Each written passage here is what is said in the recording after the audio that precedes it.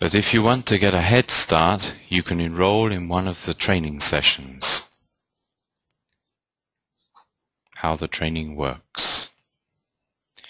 The webinars are delivered live in English via a web conferencing system with built-in VoIP. They are also available in Italian if you prefer. They are interactive, like real seminars. Besides speakers or headphones, attendees should ideally have a microphone so that they can ask questions. Alternatively, it's also possible to phone in, but in that case you pay for the phone call, or type your questions into a chat window. Due to their interactive nature, enrollment is limited to a maximum of 10 participants per session. Obviously, a broadband internet connection, whose cost is not included in the price of the webinar, is essential for reasonable reception. So what do the training sessions cover? There are two different training sessions, one called IntelliWebSearching Optimal Internet Search Techniques for Translators, and the other IntelliWebSearch Tweaking, Customizing Searches and Settings. And I even offer one-to-one tutoring if you prefer. Let's look at the first training session in more detail. This online training session consists of 3 parts. Part 1, Basic Search Engine Concepts. Part 2, What is IntelliWebSearch? And Part 3, Specific Search Techniques. Okay.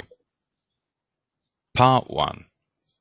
The basic search engine concepts include the default operation, phrase searching, truncation, stop words, Boolean operators, fields, sorting, advanced search options, and last but not least, keywords. It might seem strange to leave keywords to last, but in fact we look at them in much more detail in Part 3.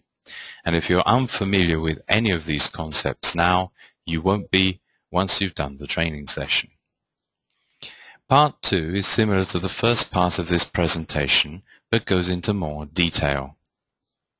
And Part 3 is an analysis of various typical terminology problems which come up during a translator's normal working day.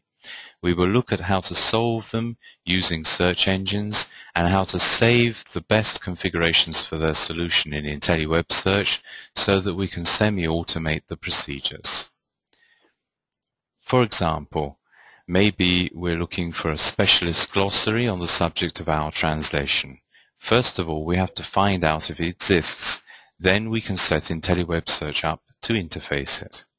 Or maybe we're looking for parallel texts, by which I mean multilingual sites, such as those of the European Union or big multinational companies. If they are well translated, you can use the corresponding pages in the other languages to solve terminology problems, but first we have to find them. We may be trying to translate a single term, which is out of context with the rest of our translation, so there's no point in looking for a specialist dictionary just for one term.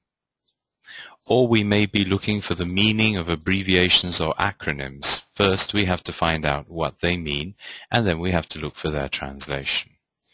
Or maybe we're looking for the customary translation of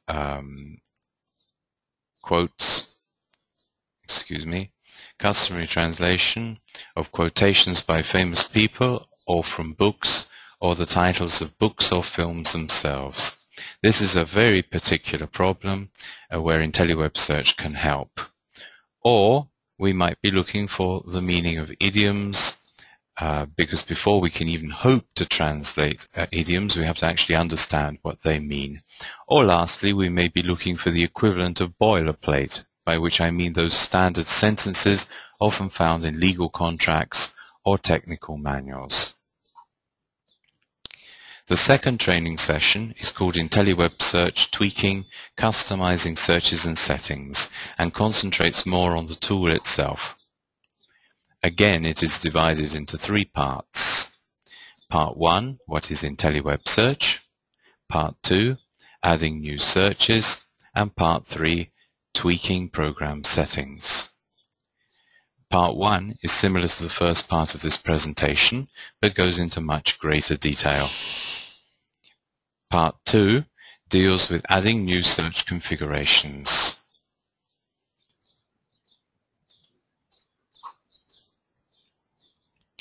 These may be for online resources, and you can do it by using the wizard or manually, possibly using a special mode called form fill. Or there may be local dictionaries on CD-ROM or your hard disk. The last part deals with tweaking the program settings so that the tool works exactly the way you want it to.